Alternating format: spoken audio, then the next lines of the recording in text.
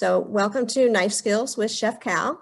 Cal Kraft worked in the corporate division of the travel and hospitality industry for 30 years. Since retiring, he has pursued his interest in cooking and running a country inn.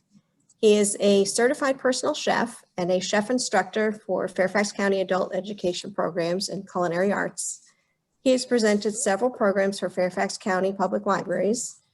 Last month, he joined us for Family Fun in the Kitchen. And today we are doing Knife Skills. And I'd like to thank the Friends of the City of Fairfax Regional Library for co-sponsoring today's program. So welcome everyone. If you're not muted, please do so. And Chef Cal, it's all yours. All right. Hey everybody, welcome. I want you to think about a couple of things. We're going to talk about knives, different types of knives, how to use them, how to buy them, what you need to consider when you buy them. But first, I want you to think about a couple of things. When you think about buying a knife, I want you to sit down and say to yourself, okay, I'm going to buy a knife. The first question I want to ask you is, are you right-handed or left-handed? And you're probably saying, Chef, it doesn't matter. Well, it does. 99% of the knives that are sold in the United States are designed for right-handed people. And if you're left-handed, you know that because of the difficulty. I want you to know that they do design knives for left-handed people. You can buy them. The blade is cut differently, and you'd be able to do a lot more with it than you can with a knife that's designed for a right-handed person. The other thing is, what are you buying the knife for? If you're buying a knife to peel a potato, you may not need a great big knife. Conversely, if you're buying a knife because you want to open and deal with squash, yes, you can't use a paring knife to do that. So you have to have the right tool for the right job. Also, what do you want to spend? You can buy knives for $15 or $150 or $250. It just depends on what you're trying to do and how much money you want to spend. The biggest thing when you're looking to buy a knife is, how does it feel? You have to go someplace where the knives are available to be handled, because you really have to handle it. Put it in your hand. How does it feel? Is it too heavy? Is it too big? This is a standard 6-inch chef's knife.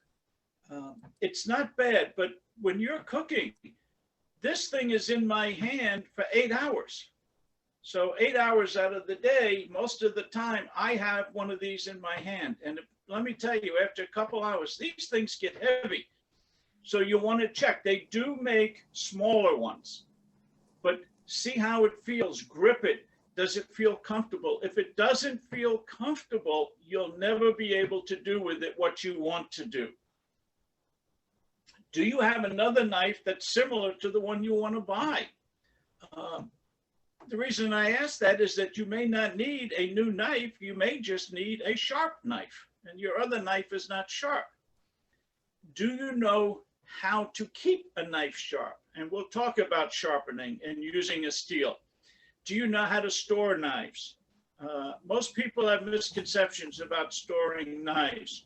By that, I mean, if you have a block similar to what I have behind me, which is the standard, the knife goes in, you put the knife in upside down. People say, gee, why do you do that? Well, if you put it in, let me get the block. It's easier if I show you. Standard knife block. Most people take the knife, put it in that way.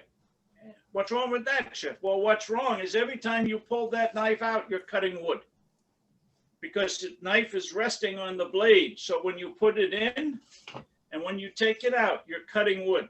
So what you want to do is put the knife in, blade upside down, that way. So when you take it out and put it in, you're not cutting anything, and the blade will stay a lot sharper. What kind of handle do you want on a knife? There's various types. There's a molded handle. This is a molded handle, if you can see that. And this is a riveted handle. It has rivets in it. They also have wooden handles. Some people like knives with wooden handles. Those were very popular years ago, but today they're not as popular. What do you know about the manufacturer or where the knife is made? And you probably think I'm crazy when I ask you where the knife is made. This is a Henkel knife, and it's probably one of the better brands. They're fair traded, which means a good Henkel knife is going to cost the same variously around the country. You will see sometimes special deals on Henkel knives. They'll say special, these are special. What you have to be aware of is the reason they're special is because they're not made in Germany. This is made in Germany with German steel. The ones that you see that are marked down, which sound like an unbelievable price because you looked at these and these were $80, $90 and this guy's selling you one for $29. The knife is either made in Mexico or in China.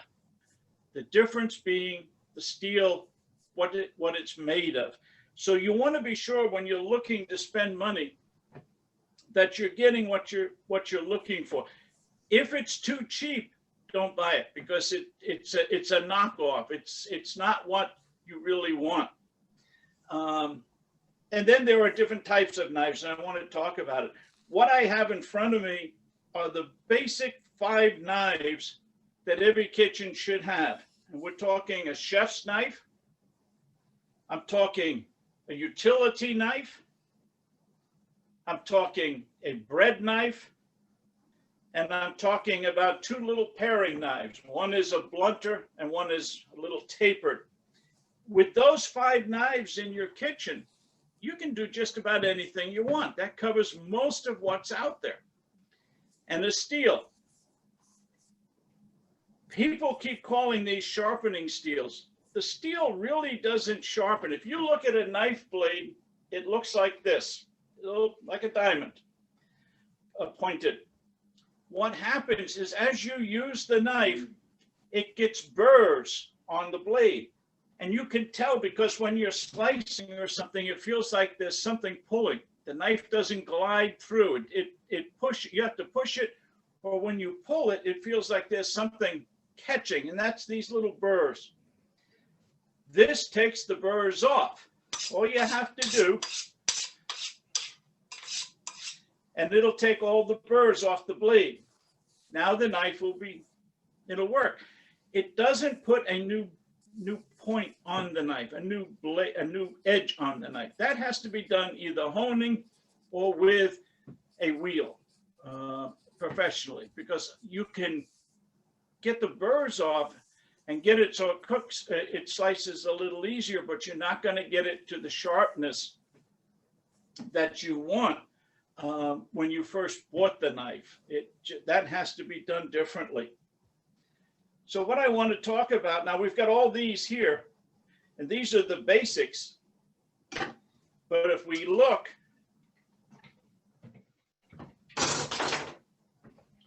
under the towel, now you see an entire assortment of knives. Here's another whole array of knives. This is an old knife. This is a carbon steel knife. When chefs back at the turn of the century in the early 20s and 30s, even 40s, were cooking, this is what they used. This is a 12-inch chef's knife. The problem with carbon steel sharpens beautifully. Once you put an edge on this knife, it stays really a long time. The problem is the carbon steel discolors. I don't know if you can see that, but it will discolor a little bit. And that never posed a problem because it didn't mean there was anything on the knife other than the fact steel discolored. But when cooking started getting popular in TV shows, what happened is people were inquiring, is the knife the chef using dirty? Because it was discolored. Thus, stainless steel. Almost everything today is stainless steel. Stainless steel does not discolor. It does pretty much what this one will do but it doesn't hold its edge as well. 6-inch, 12-inch. So that's one of the older ones.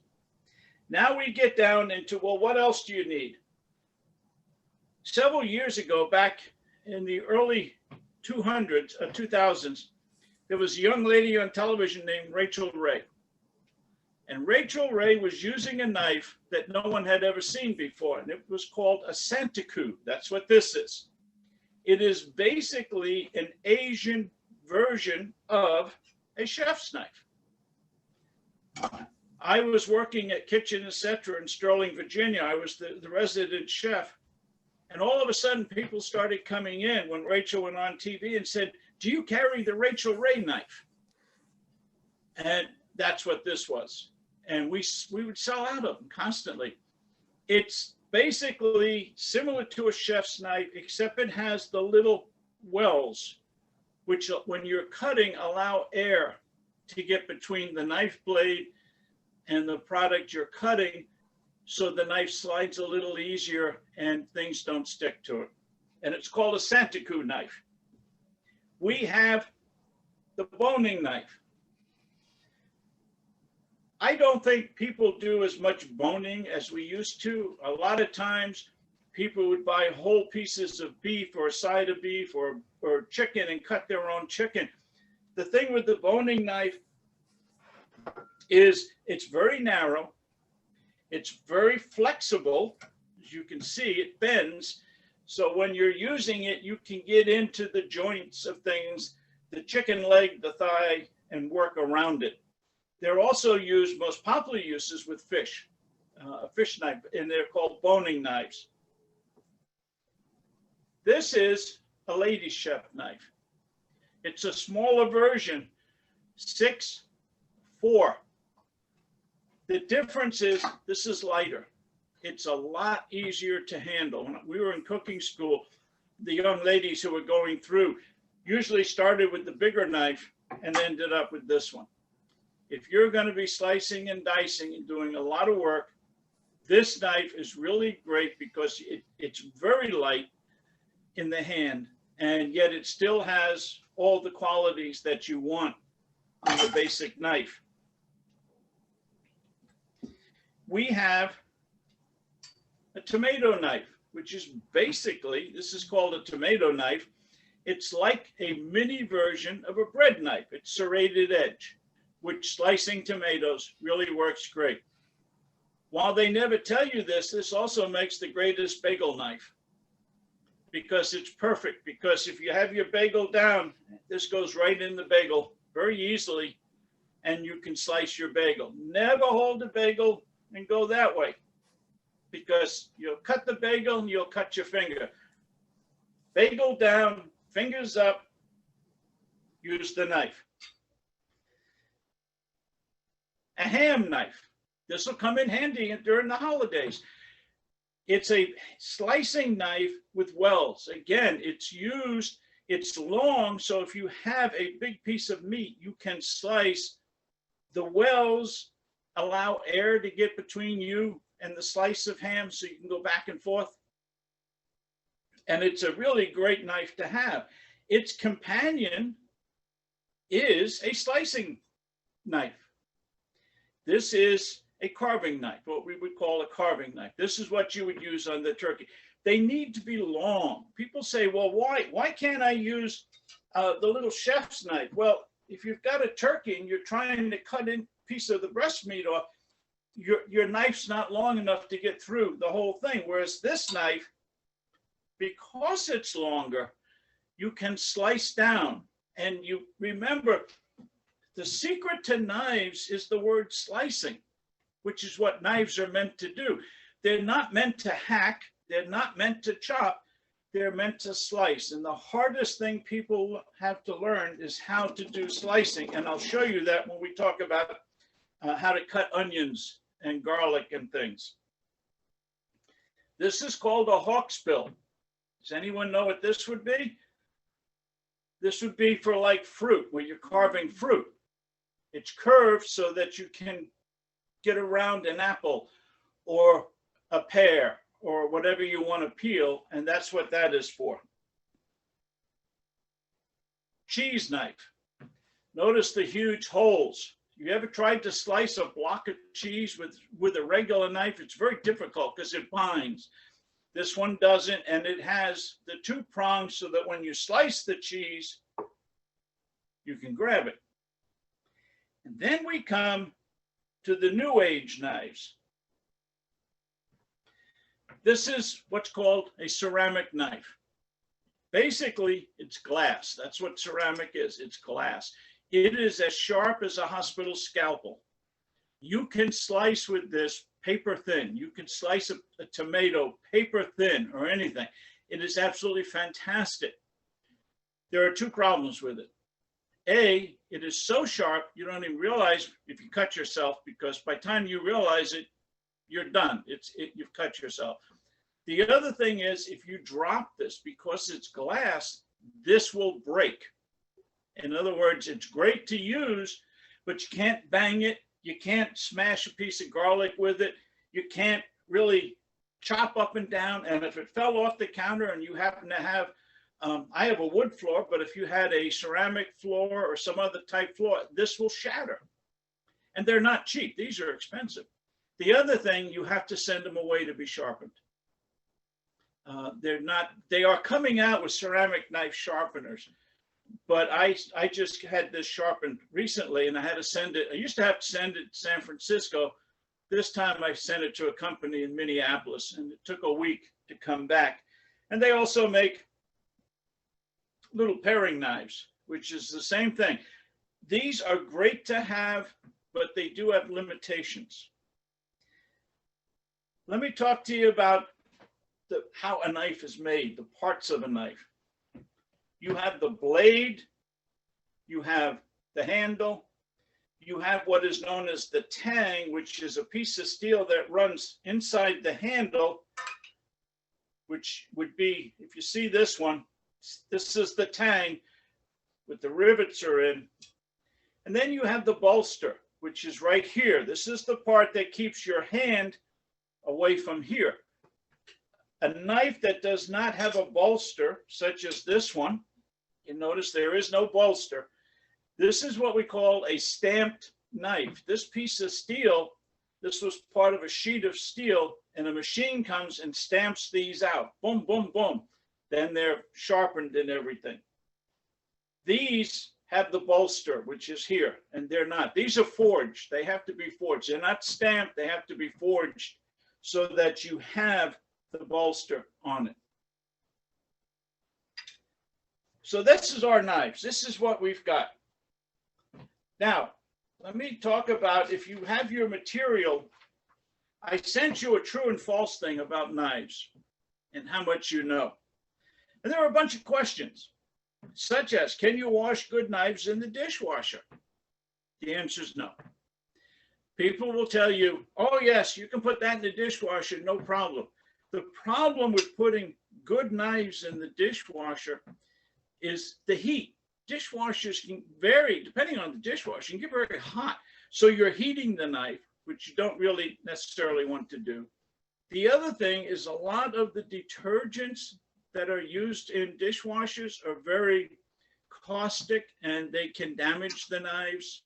Plus, a knife can fall or get wedged or something, especially small knives like these can get out of the tray or whatever. And the last thing is trying to find a place how you stick it in, because there isn't a slot big enough for that to go in where your utensils go. So maybe you'd put it in that way. No, you don't want to do that. So the answer is no. Can you let knives soak in hot soapy water? No. I'll tell you why. If you look at a knife, the blade is the very thin part here. This is called the heel. It's the top of the blade and it's thicker.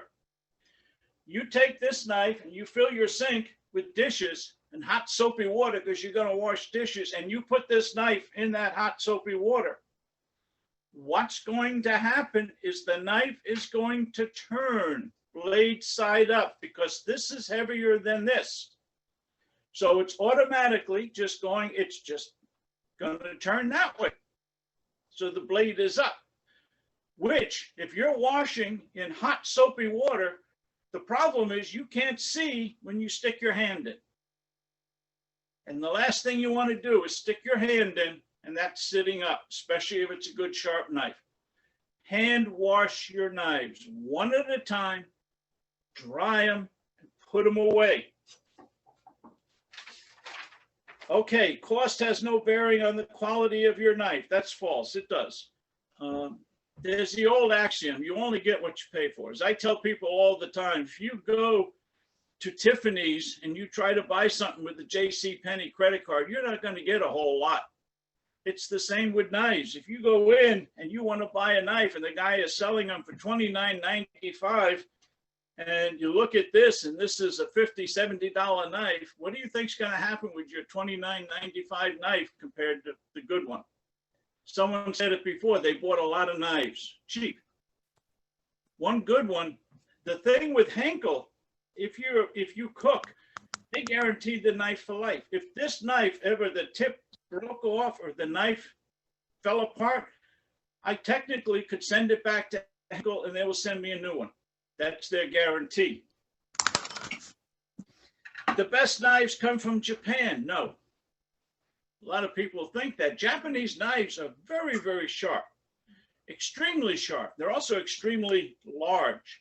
A lot of chefs have gone to them because they think they look good.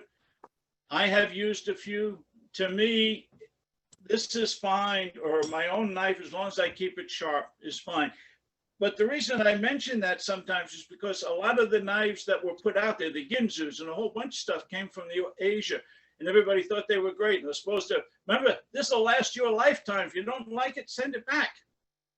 The problem was when you send it back, nobody was there. So you don't want to do that.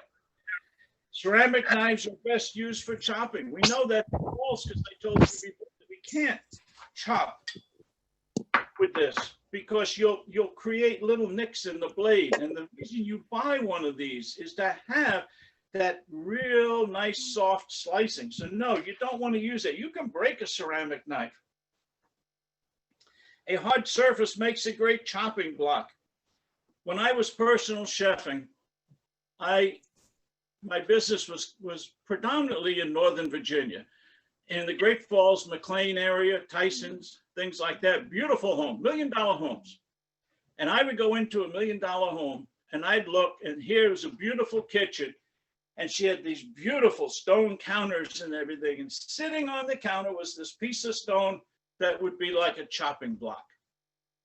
Well, let me tell you something. You take one of these knives and you start cutting on that, you are doing nothing but ruining the blade. It's like hitting it with a hammer. A good cutting surface has to give. When you slice with the knife down, it has got to be able to give a little. If it doesn't give, then you're wearing the edge of the knife as opposed to the cutting board. So we'll talk a little bit more about that later. You only need to sharpen your knives once a year. False. When I was cooking for a living, I sharpened them every week, sometimes every other day, depending on what I was doing. Keep them sharp. Good knives never get dull. Only cheap knives get dull. Well, no, good knives get dull too. I'm sure some of you have some very good knives that you may have bought years ago, but they're not cutting right now. And so you think, I need to get a new one, whereas maybe it just needs to be rehoned. Now this one is people don't believe this. If you cut yourself with a sharp knife, it will heal quicker than if you cut yourself with a dull knife. The answer is true. Oh, you want to know why? Because a dull knife has burrs. Remember I told you the burrs like that? So when you cut yourself with a dull knife, the little burrs pull at the skin and the cut is ragged, whereas a sharp knife, such as a ceramic knife, will make a very thin slice, and that will heal a lot easier because the cut is clean and it's smooth. Not that I want you to get cut. I don't want anybody to get cut, but that is true. A sharp knife, if you're using them and you do happen to cut yourself, it will heal quicker than if you're using a dull knife. You cannot sharpen serrated knives. Bread knife. You can, the new you cannot use a steel, you can't use a steel on this. I can't run this on the steel. I have a sharpening, knife sharpener. It has 3 wheels. The last wheel is what we call just a polish wheel, and you can run a serrated knife, the bread knife, through that, and it will just clean it a little bit. These stay very sharp. A serrated knife usually will last a lot longer than a flat edge, just the way it's built. So yes, you can, in fact, do that. In cooking, it does not matter which knife you use as long as it's sharp. I go back to the lady who asked the question about the acorn squash. That's not what you want to use to slice open an acorn squash. I can tell you that when my mother-in-law was alive and it was the holidays, they would peel turnips. And I would say to her, Mom, use this or this because you can, boom, slice down and get that turnip cut up. She'd use that. And I'd watch her struggle and go back and forth and everything. And I kept thinking, you're going to cut your finger off if you're not careful. The right tool makes the job a lot easier. When knives are placed in soapy water, they turn blade up. We did, that's true. And knives should not be stored in a large, you should store them in a drawer. No, you really want to either put them in a block or you want to have knife guards. This is a basic plastic knife guard. You put your knife in and you shut it. It does 2 things. It protects the knife. So if you're in the drawer looking for something, you're not going to grab the edge of the knife. And it just keeps them clean and ready to go. There or in a cutting block. Or there are other types of knife guards that you can purchase. And your knife should be in something to protect them, to keep them clean, keep bacteria away from them, and to keep your hands away from them. Because if you're like me, you've got a drawer that's got a bunch of stuff in and you hate to go rummaging around looking for things. You really don't want to do that. You could really hurt yourself. So we don't want to do that. So to repeat, the cost of the knives is important, but so is what are you going to do with it? How the knife feels in your hand is very important. Is it comfortable? Do you feel that you're comfortable using the knife? Are your hands strong enough to be able to hold this thing and chop a whole bunch of things? The household kitchen is fine, but when you're doing commercial work or you're feeding a large group, it can get kind of heavy and everything. How much do you want to spend? Like I say, you can spend, these run $50 to $70, $80. The Japanese knives, the real fancy ones, run $200 to $300 to $400 a piece. That's expensive, very expensive. These, when they first came out, were roughly $100 a pop. Now they're about $65 to $75. They've come down, but that's not cheap just to buy one knife. And then you get into all the specialty knives, and it can get quite expensive in doing so. So you want to be able to have the knife feel good. I probably use, these are the 2 I probably use more than anything. This is because it's easier. This one, I was injured a while back and I lost a lot of the use of this right hand. I'm right-handed. So I went from the bigger knife to the smaller knife. It's easier for me. I can do things with it. My wife will attest to you that if I spent most of the day in the kitchen cooking that day, by nightfall, my hand is cramping because it's a lot of strain on the arm and things. But it just depends. And I think you need to be, I know people will tell you, people always want to guide you, oh, buy this or My sister-in-law has this knife, buy this knife. You go to a place where the knives are on display, like a Williams Sonoma or a Sur La Table, and you say to somebody, I'd like to look at knives and maybe handle them. And if they say, well, we don't allow people to handle knives, then don't go there. I mean, if you can't handle the knife before you're going to buy it, then why are you in the store? You want to feel it. You want to look at it. You want to say, okay, this is good. How do I handle this? It's a little bit different. The shape of the knife as opposed to the shape of this knife, but they both are designed for rocking. So you want to be able to do that and look at it and say, okay, that's what I want.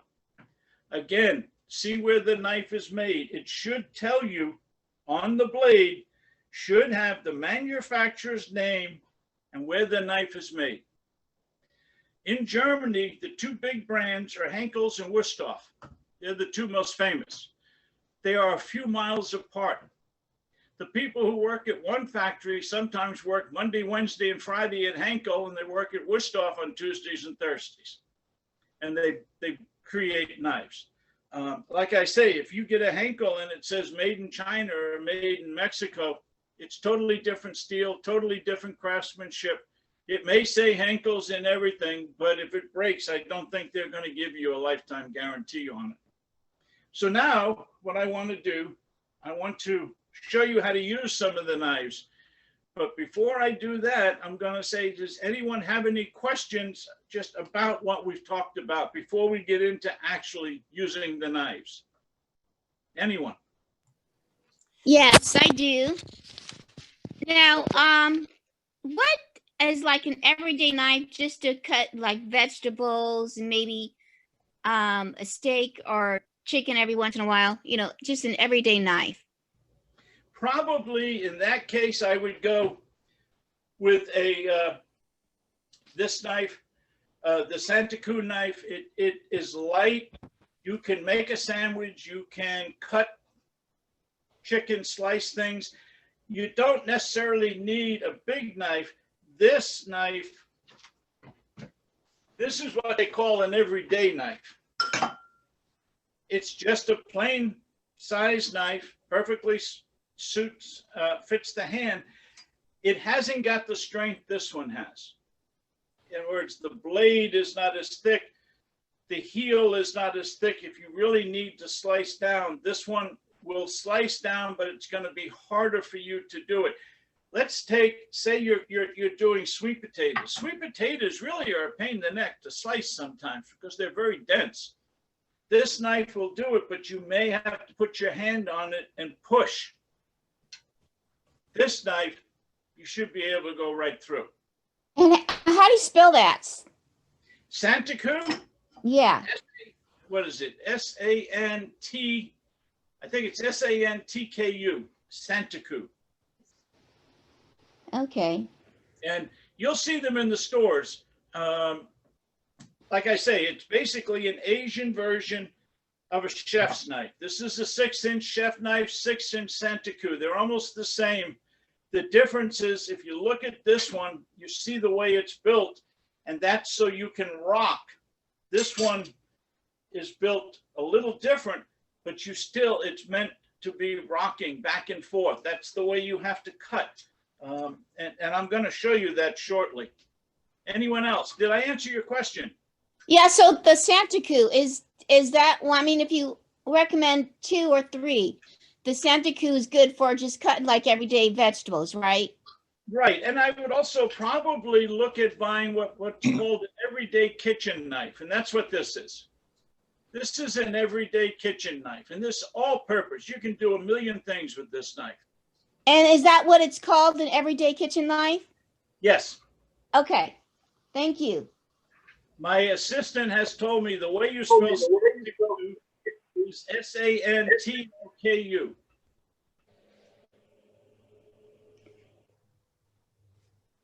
Okay. All right. Thank you. Who's next? This is Nancy. Can I ask, I have some Wüsthof knives. It's making me curious to go in my kitchen and look. The real Wüsthof knives, are you saying would have a stamp on the blade. They should have on the blade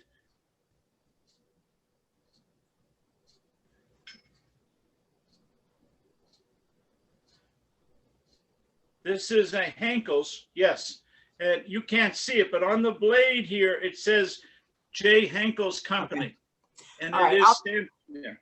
Yeah, I'll check. I may have gotten taken by thinking I was getting a deal. That was an interesting thing about it being made in Mexico and stuff like that. So I'll Yeah, check it on just- knives. There are so many, at one time, there were not that many knife manufacturers, and the best knives came from Germany. But then as the world started doing more trade with other countries, things started to change, and other countries found that they could produce a product for a company at a lesser price, and the company would say, oh, this is our other knife. But again, General Motors makes cars. If you buy a little Chevy Volt, it's not going to ride as nice if you buy as if you buy the big Cadillac. But they're both General Motors. So you just have to be aware of that. Anyone else? I Yes. do have a question. Do you have an example of a knife sharpener that's different than your knife steel that you like to use at home? Or do you send all of yours away for sharpening? No, I have, and I don't have it in the kitchen. It's up in the office. It's a Black & Decker 3-wheel knife, electric knife sharpener. It comes about the size of a shoebox, and it has 3 spinning wheels. And you run your knives through.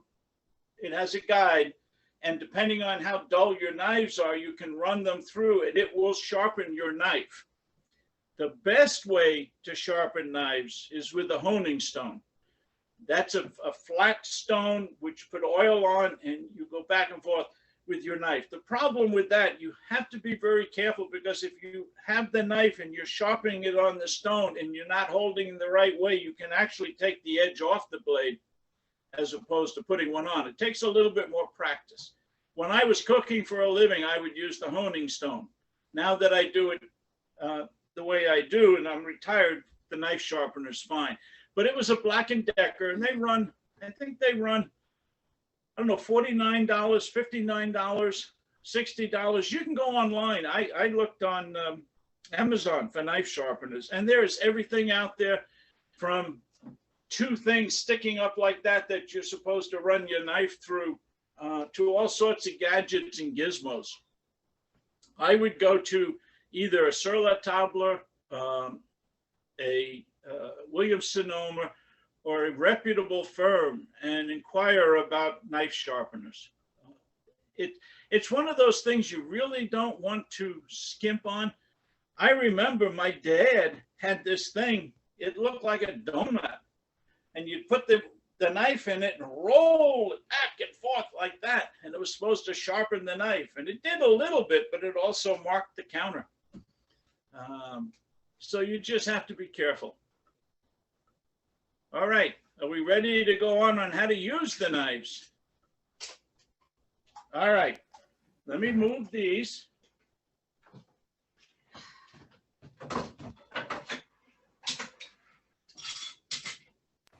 I'm sorry, can you show us how to store a knife in a block? Because it froze when Oh, sure.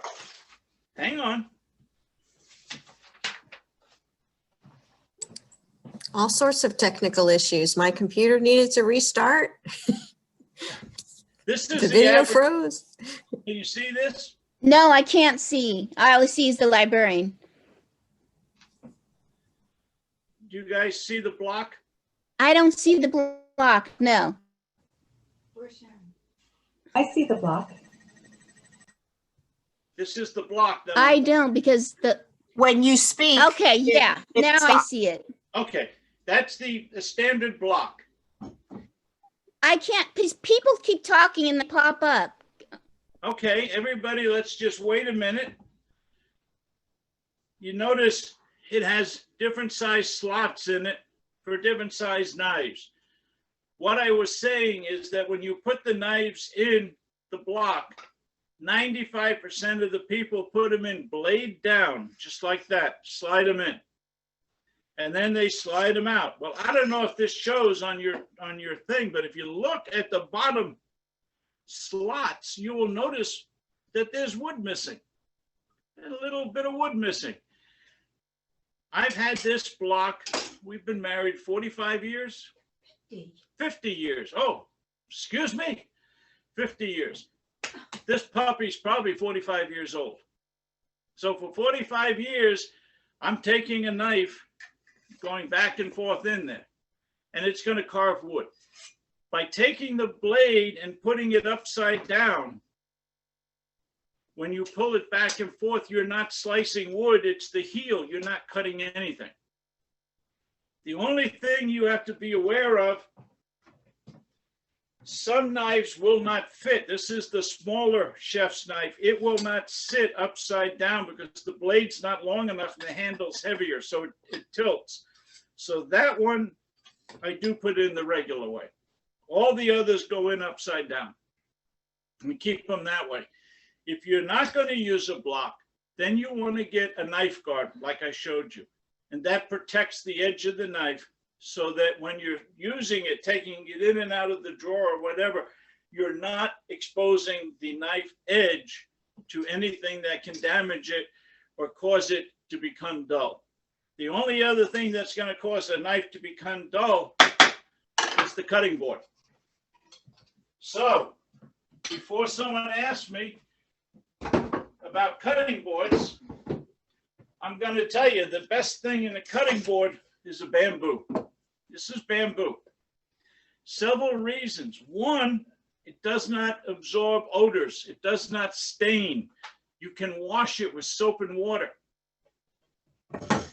If you look at it real closely, and I don't know if you can see, but you'll see where the knife has made little lines in here, which is fine because when I'm slicing and chopping, as you'll see me, that knife has to go back and forth. And the board allows the knife to do so, but not damaging the blade. At one time, they used to sell these plastic cutting boards that was a sheet of very strong plastic that you could just lay down. And everybody thought that was great because they were very lightweight, and you put a paper towel down, put this on top, and you could chop and slice. But soon we found our knives were getting dull because the material they used was so hard, even though it was pliable, so hard it was causing the knives to go dull. The other thing that you can use is what I call a composite board. Composite board is like plastic. The reason I recommend that is you can wash them because you do want to wash your cutting board. That was the problem with wooden cutting boards. I'll bet some of you know that your parents or your grandma has a cutting board that's real old and it's wood, and you can see everything that was ever laid on top of it, cooked, and the meat drained and the blood and everything else. It's all in that wood. And if you lift it up and smell it, you can smell it. So you want something that is hard, that will allow you to use it, something you can wash. And this you can, I take this and I just take soapy water and go over it, rinse it, dry it, and then it just sits. It's got 4 little legs on it, so it stays. If you do not have a cutting board with legs on it,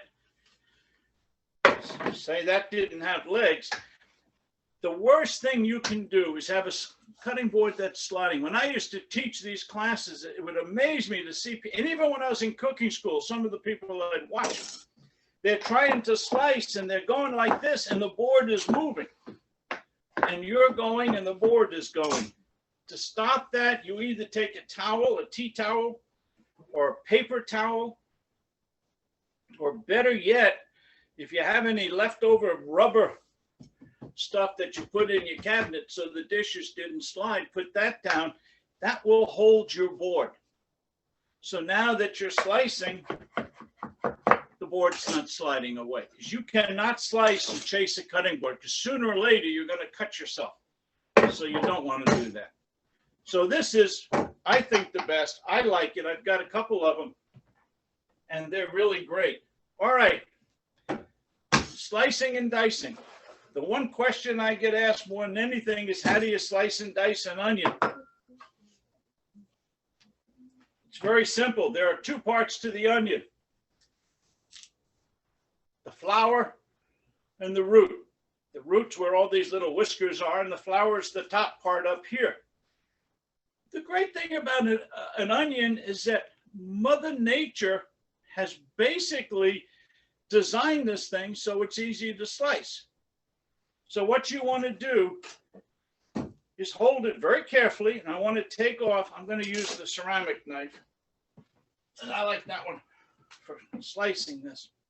I'm going to take off top part of the onion. I'm going to take off just a hair on the bottom.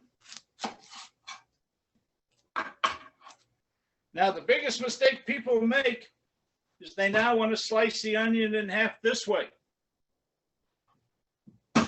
Flat on the board, you slice the onion in half like that. You now take the outer skin of the onion, you peel that off.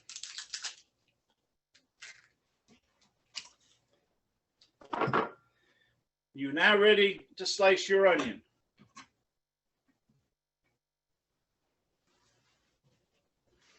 Depending, if you want just, now people say, well, how do I get onion rings?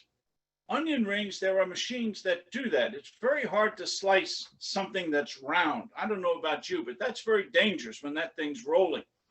You can cut the onion like I have it and now slice down, and you will get half onion rings, which is fine if that's what you want. But if you're going to dice an onion, looking at the onion, you see the rings, take your knife, and we come down and we just make slits in the onion. Once that's done, the secret to slicing is this hand. It's very difficult. This is something we're not used to. Most people, when they slice with the fingers out. They're pointed out and they're holding something and they're going like that. That's how they get cut. The way you want to do it is that you want your knife to run against your knuckles like that. The fingers are turned under. The thumb is way out of the way. So the only thing sitting here, you're just slicing down. And all you're going to do is just come down and let that knife run against that finger, curved under. And we have a beautiful diced part. Now, when you get down near the last part of the onion,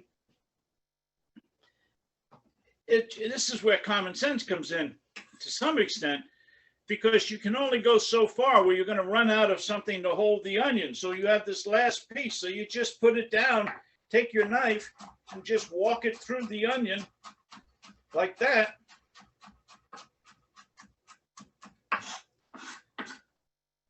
We have chopped onion. If you want to chop it finer, you can. Take a bigger knife and just walk it through. When you're doing this, notice this hand, how it's on top. It's not around, it's flat. As long as it's up that way, this hand is back here. The blade is not exposed to any flesh. And I'm just walking the knife back and forth. And I can get a finer dice. And that's basically all there is to slicing an onion. Now, the next question you're probably going to ask is, well, how can I do that without crying? The answer is very simple. Slice 100 onions. When I was cooking every day, I could slice onions all day and it never bothered me. It's you get used to it. It's the chemical in the onion. Your body gets used to it and you can slice it. I don't do that anymore. I don't slice that many onions because I don't cook professionally anymore, just home cook. So it does sometimes. An onion will do it. I will tell you what gives me more trouble than an onion. And That's a senior moment. Not the garlic, but between the onion and garlic, there's the No, not scallion and not scallion or that other thing. yeah. JC gets. The thing that JC gets. Yeah, I can't think. I'm drawing a moment. Anyway, it's part of the onion family. It's smaller, it's bigger. We always joke. It's what happens when an onion and a piece of garlic goes out. You get one of these. But that is very powerful, and that bothers me. A shallot. Shallot. Shallot. Yes, that's what it is. Shallot. Thank you. Oh Lord, it's horrible getting old. Shallots bother me tremendously. I don't know why. They just do. But otherwise, people have said, oh, I've heard people talk everything about holding your nose, doing this, doing that. Hey, when you're handling knives, if you're going to tear a little bit, well, step back, tear, wipe your eyes with a towel, not with your hand, and then go back and slice. Unless you're slicing a ton of onions, the little inconvenience is going to save you your fingers, because if you're trying to hold something or do something other than what you're doing with the knife, you can actually hurt yourself. Speaking of garlic, I have some. There are two things you can do with garlic. You can slice it. Just take it. This is a peeled garlic. Now that when you get the garlic and you take the skin off, there's a little hard end on the end, and you want to cut that off. If you want to slice garlic, you can do it one of two ways. You can take the garlic peel and slice it in half to give you a flat surface. Again, it's very hard to deal with things that are rolling or moving because it's just not natural. So if you slice it in half, you have it. Again, just taking your knife very carefully, and you can just go down and slice that piece of garlic, and you have all this nice chopped garlic or sliced garlic. Chopping garlic, if you're going to chop garlic, what you want to do, use one of your bigger knives. You don't want to use this one because we're going to bang it. Use the chef's knife. I'm going to take it and I'm going to pound the garlic.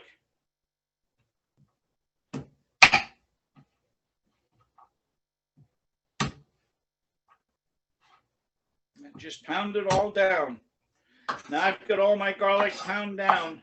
So what I'm going to do, I'm going to walk my knife through it, simply taking the knife and coming back and forth.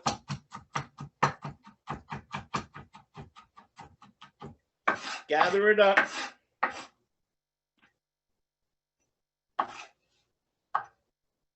And then just walk the knife through it. Just keep going back and forth.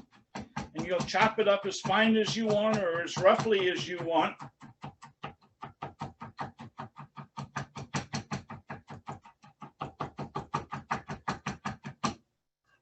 And that's all there is to it. Now you're probably saying, well, I've got a garlic press and I can do that. You know, the one kitchen tool you'll never find in a professional chef's toolbox is a garlic press. The whole time I was cooking, the whole time I was in cooking school, I don't think we ever used a garlic press. Something about using the knife. That's what we're there for. So there you go. If you want to even get that finer, you can put it down on your cutting board. Take some salt. Now take your knife and drag it across the garlic like this, and you're going to squish the garlic and almost get a garlic paste. The only thing you have to be aware of in doing that is that when you use the garlic, it has salt on it. So be careful of how much salt you're going to put in the dish you're cooking, because you can overdo it very, very quickly. And you clean your board. Always clean kitchen. Always have to have a clean kitchen.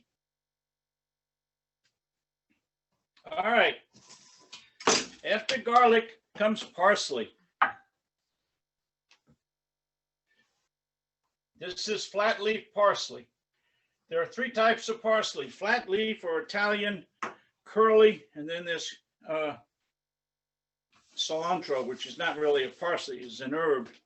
But flat leaf parsley and coriander are basically the same thing, Italian parsley. So I have a bunch of parsley leaves and I pulled them off the stem. Prep bowls. You can never have enough prep bowls. Trust me. All right, so what I'm going to do here is my parsley is dry. I've washed it. I've taken it off the stem. What I want to do is to form it into a ball. I hope you can see what I'm doing. I'm pushing it all together and rolling it up into a very tight ball. Once I have it in the ball, again, we're going back to using the edge of the finger. Now I'm just going to come, and the thumb is actually pushing the ball forward while we slide back.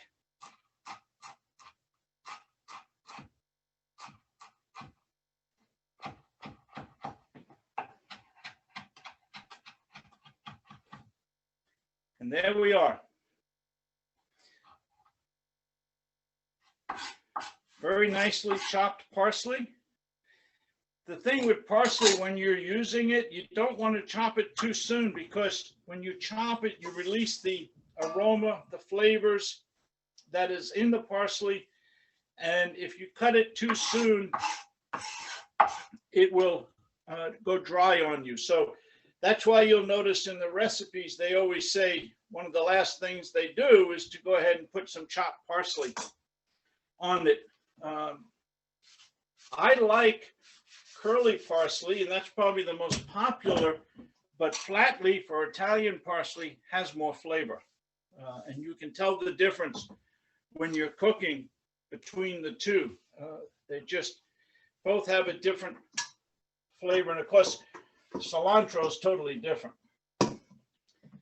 A question while we're waiting here, I'm going to talk. Do you know what the most common herb in the world is? Anybody? Nobody, huh? It's cilantro. And people don't realize that, but cilantro in Asia, in Africa, and the Middle East is way more popular than parsley, basil, or anything. So it is actually the most used of the herbs out there. All right, basil. I love basil. To me, there is nothing finer on a Sunday morning than a fresh bagel with lots of cream cheese, a Roma tomato sliced, and basil. That to me is heaven. What I've done is I have the leaves and I've stacked them, as you can see.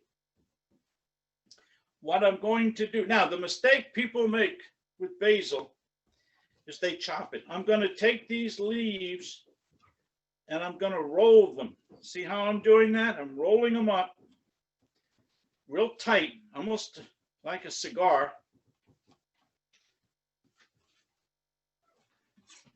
Then I'm going to slice it. And I just come down very quickly. Again, notice the way the hand is, so everything is behind. And I'm going to get a beautiful chiffonade, which is a very thin slice of basil. And that's how you do it. The mistake most people make with basil is they go like this. Chop it. Now, basil's a plant. They tell us plants don't have brains or anything, but I'll tell you what, you take basil and you chop it like that, what you're actually doing is you're bruising the leaves, and the leaves will turn black on you very shortly. And basil is a finishing herb, basically. You want its full power, you want to use it at the end so that you have it. Okay. The last thing is peanuts. I have found over the years when I was doing the cooking classes and we were using peanuts and I wanted them to use chopped peanuts, that people had a panic about, well, how do I chop peanuts? Same way everything else. But what we do with peanuts now, again, I'm going to use the chef's knife. It's hard. I don't want to damage that knife. What I want to do is gather my peanuts into a little row. The problem most people have when they start chopping nuts is you try to do too much too soon. What you want to do is just gently come down and start chopping. If you chop real fast, as you know, the nuts start flying all over the place. So I'm just walking my knife through the nuts, getting them chopped down. I then take my knife and I make the little square again, and I come back. But now I'm going, the nuts are smaller, so I can go a little faster. And I'm coming back and forth, just walking the knife through the nuts.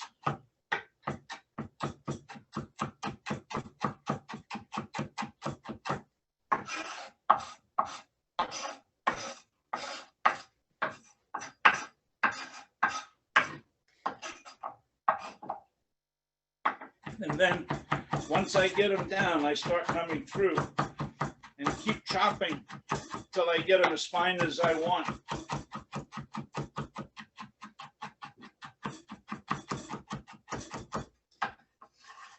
And then I have chopped nuts.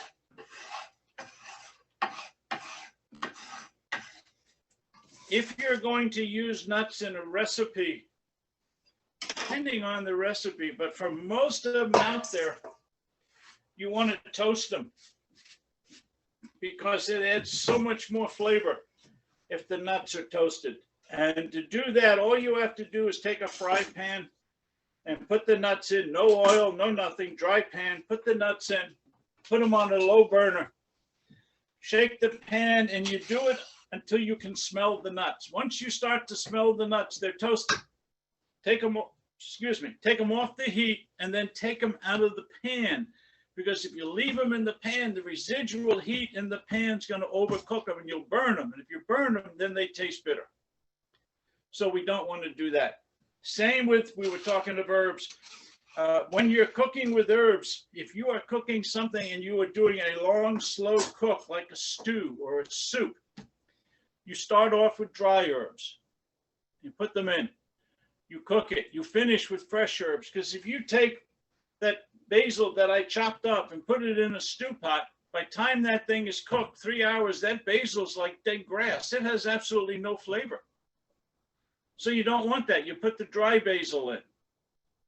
At the end, you do a nice chiffonade, you sprinkle that basil over, and it'll taste great. Now, I want to talk to you. There are the two other cutting tools I have.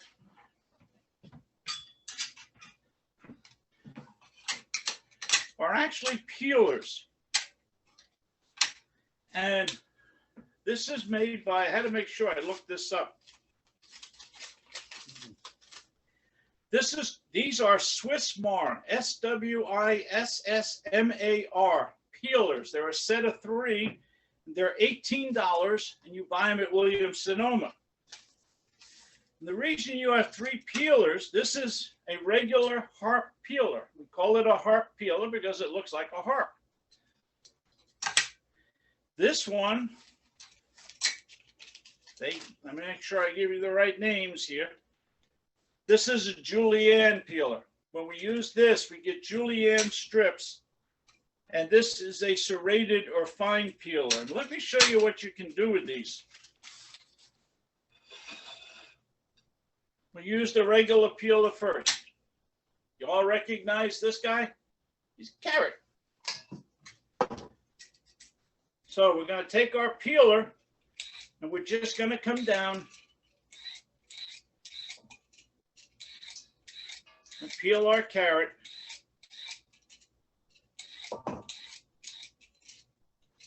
It takes it nice and clean. And we're going to come back here Get the top of the carrot.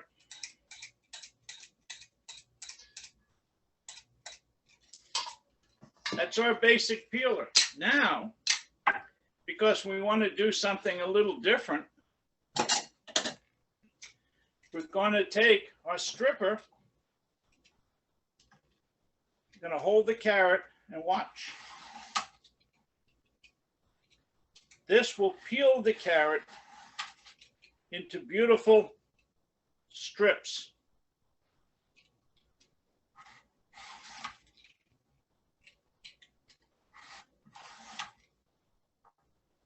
Instead of having to take a knife and cut the carrot to get these beautiful julienne strips, we're using the peeler.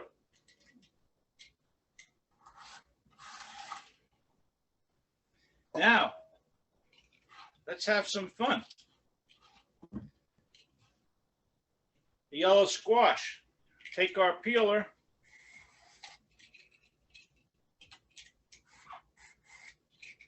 Gonna come down.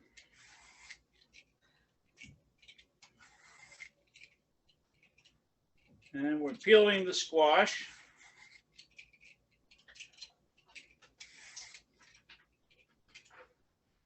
I also happen to have a zucchini. Now we're going to peel the zucchini.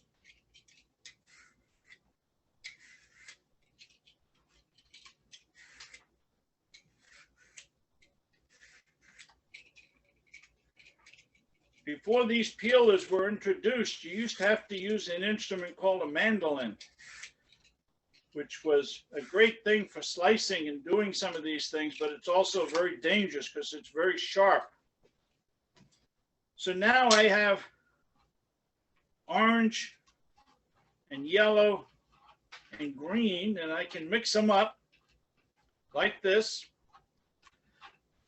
I can put them in a salad, or if I wanted, what I do is I take them and take a small saute pan, fry pan, put a pat of butter in it, and put a little bit of water in with the butter, let the butter melt, and I put this in there, gently swirling it around. I'm not trying to cook it. All I want to do is get it warm. And once it's warm, I can take it and put it on my plate. And the best plates you can have are white, because then you can do all sorts of great things with them. And all I do is I just spread them out like this. They'll cook in no time. And you can go in some of the food stores and find what they call spaghetti vegetables, which is basically what we've done.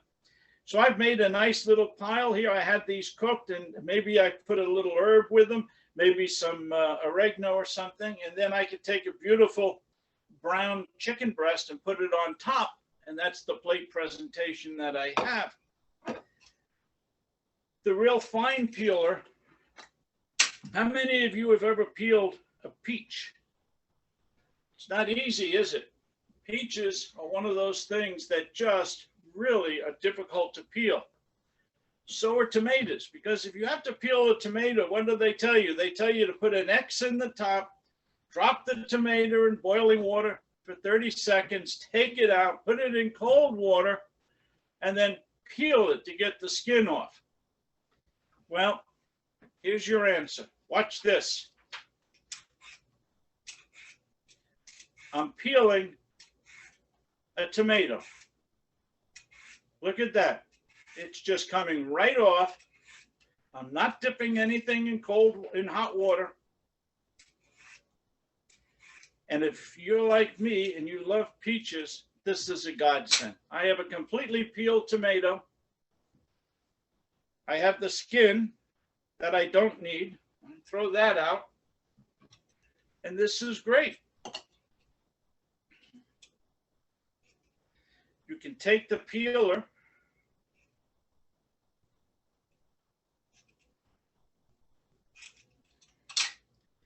and you can take it on a big, I haven't got a big tomato, but if I did, I could take the tomato, a strip of tomato, and I could make a rose out of it that I would put in the middle of my plate. I didn't get enough tomato on that one. but you can do it. It really works great. When we talk about tomatoes and cutting tomatoes, let me show you something.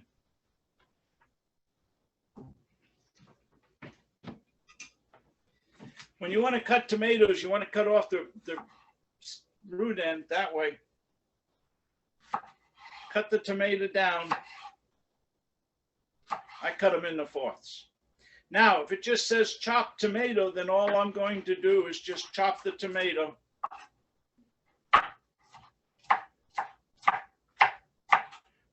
And use it like that. However, depending on what I'm doing, I may not want the seeds. So if I don't want the seeds, I'm going to go in and cut the seed sacks out.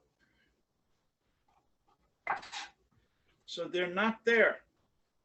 Because the seed sack, the seeds get in your teeth, which is a real pain in the neck, or they add liquid. So here, I now have 2 tomatoes. See, the skin, seed sack is out. And I'm just going to slice them down. And then I can dice them any way I want.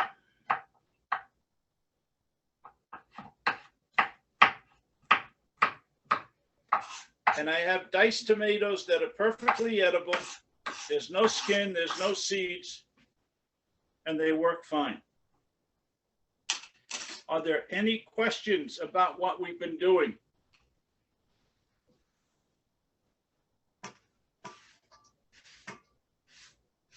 On the peel, I have a question on the peelers. Yes. You have to, when you wash them, you have to wash them, dry them right away. Do they dull? No, they don't dull, and I do. I just wash them in soapy water. Usually take a paper towel and run it across like that, across the blade parts, just so I can get them clean. But they clean up real easy. And then you just put them in the drawer once they're dried. And they are really, you'll find they come in. I love using the stripper because I love stripping carrots and vegetables. I've taken vegetables like this and put them in little ramekins and baked them and then turned them out on a plate. And people look at it and say, oh, how'd you do that? It's real easy. You can buy a mandolin that will do that, but the mandolin costs more than these 3 strippers, and it won't do the other things these will.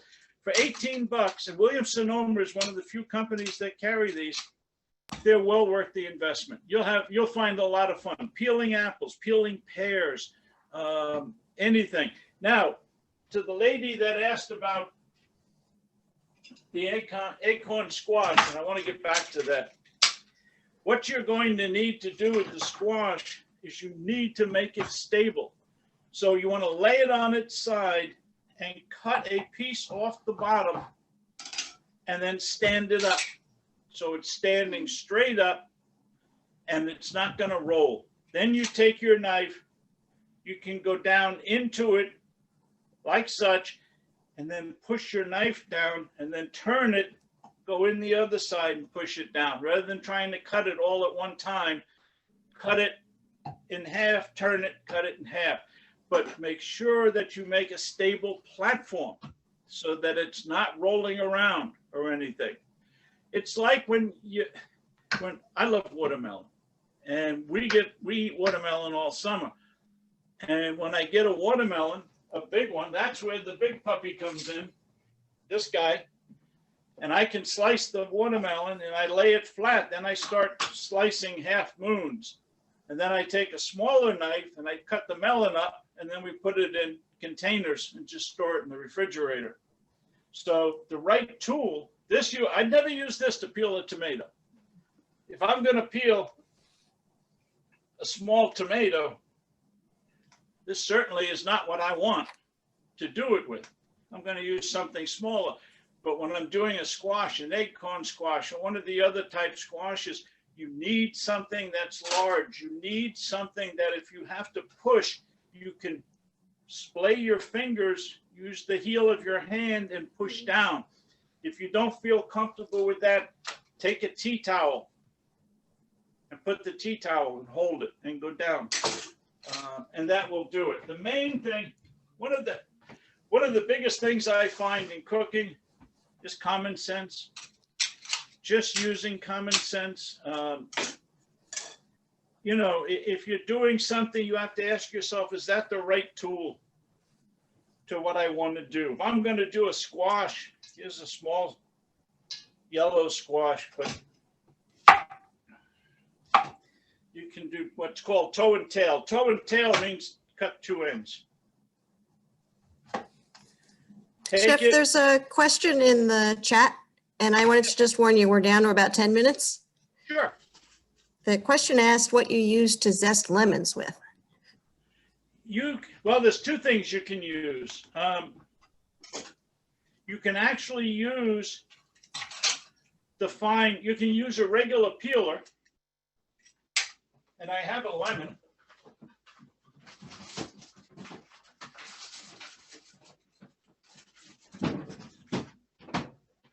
Depending on what kind of zest you want, you can use a regular peeler and just come down and take a strip of the skin off,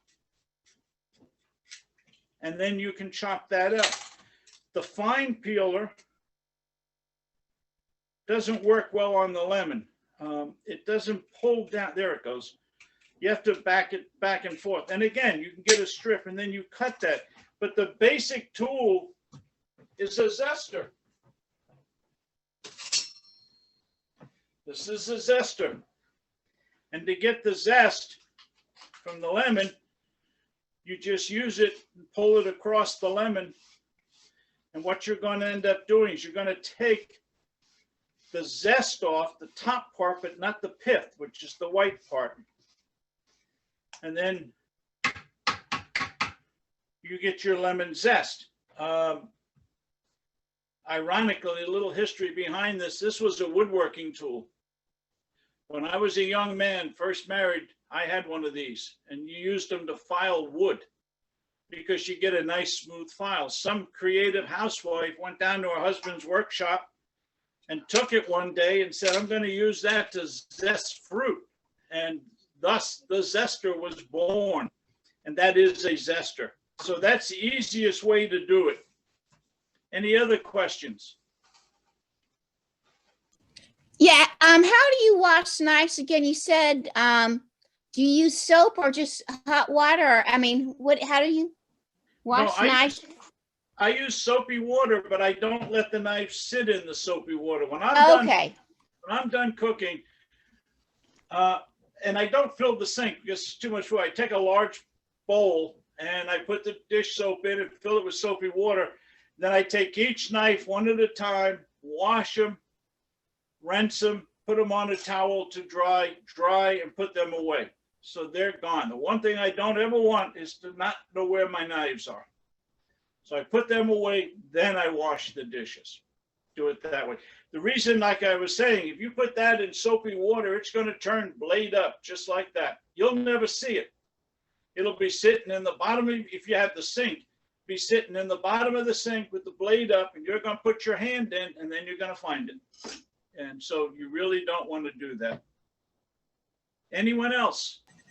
I have a question about the zester tool you just showed. Does those, I have one and I love it, but do they ever need to be sharpened, and how would you do that? I'm sorry? The zester? Yes. Do those get sharpened ever? Do they ever need sharpening? No, okay. They actually wear out. Okay. They're not that expensive. I found one recently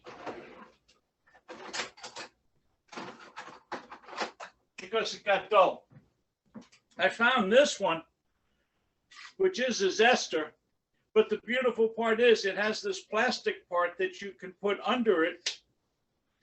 And then when you're zesting, all the zest is staying inside.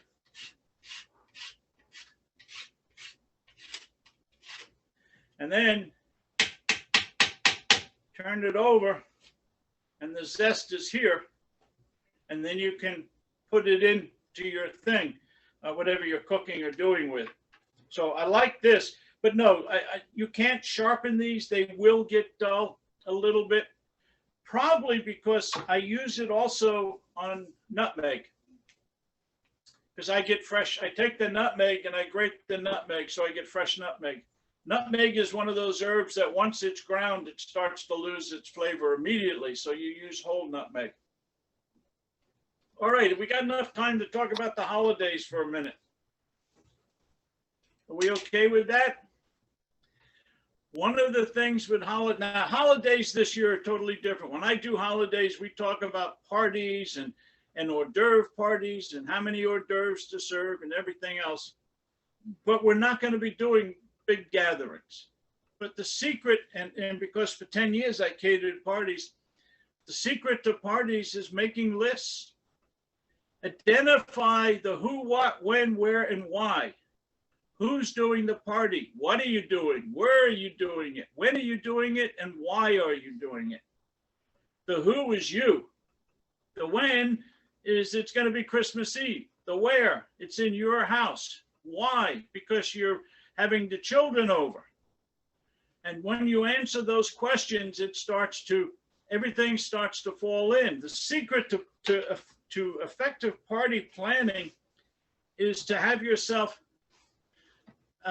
lists, and you want to have non-perishable and perishable. You have to go, Doc? Yeah, go ahead. You have to have perishable and non-perishable. Non-perishable means that, yes, you can buy peanuts. Yes, I can buy cake mix or whatever I'm going to do because it's not a perishable item. So when it's now November and I'm thinking of Christmas, I'm going to buy those because they're not going to go bad. Wine, maybe I can stock up on some wine, or maybe some frozen. I see a sale on frozen cranberries, so I'll buy 3 bags of frozen cranberries, put them in the freezer. They're on sale. Your perishables are what you buy just before you're ready to start, and it depends on how far in advance you can go. Some perishables you can buy and 3, 4, 5 days in advance. Some, like fish, shrimp, or things like that, I buy the day before or the day of. But by making lists and figuring it out, I go from there. Now, if you're having guests, and I know we're not doing that, but the thing to think about is who's coming. Does anyone have food allergies? And trust me, if you're having guests over, it doesn't hurt to ask them. And if someone has allergies, they will love you for it because it shows you care. And different things. What's the makeup of the group? If it's more senior people, then the food is not going to be as spicy. It's going to be more bland, a little bit not as adventurous. If it's younger people, hey, let's get those adobe chilies and some of this stuff out here and really, give them a good shot of spices type things. Keep in mind we're heartier eaters in the winter than we are in the summer. And if you're serving hors d'oeuvres, you usually want to have 1 or 2 hot in there, especially in the winter. With the thing, and hors d'oeuvres can be nothing more than a rich cracker with a little cream cheese, and then get yourself a jar of pepper jelly or something and put it on top, and you've got an hors d'oeuvre. It doesn't have to be complex. In the handout I gave you 2 examples of hors d'oeuvres.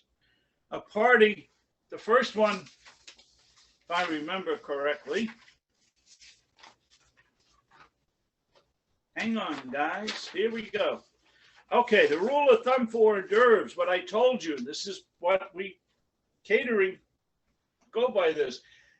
6 pieces of food per person for the first hour. You have 10 people. 6 pieces per person, that's 60 pieces for the first hour. 4 pieces per person for the subsequent hours. So the example I gave you, rule of thumb, for a 4-hour party of 25 people, when I was catering, I was looking at 450 pieces of food. That's why hors d'oeuvre parties are fun, but they're also expensive.